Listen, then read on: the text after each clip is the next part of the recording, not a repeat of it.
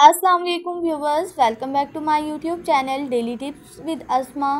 आज की इस वीडियो में हम आपको बताएंगे अज़हर नाम का मतलब क्या है।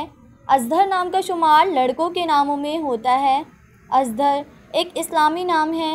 अज़हर नाम की इब्तदाई तारीख अरबी ज़ुबान से निकलती है।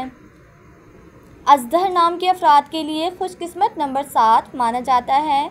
माहिरीन के मुताबिक अज़हर नाम के लड़के बहुत हुनरमंद होते हैं। अज़हर नाम का मतलब है चमकीला और रोशन। अज़हर नाम के अफराद के लिए खुशकिस्मत दिनों में बुध, जुम्मा और हफ्ते का दिन शामिल है। अज़हर नाम के अफराद के लिए मुवाफिक रंगों में पीला, नीला और सफ़ेद रंग शामिल है।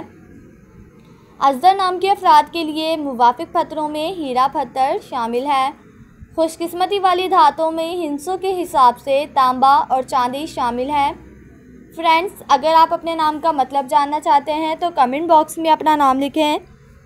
इंशाल्लाह हम आपके नाम की वीडियो ज़रूर बनाएंगे। Thanks for watching. अल्लाह हाफिज़।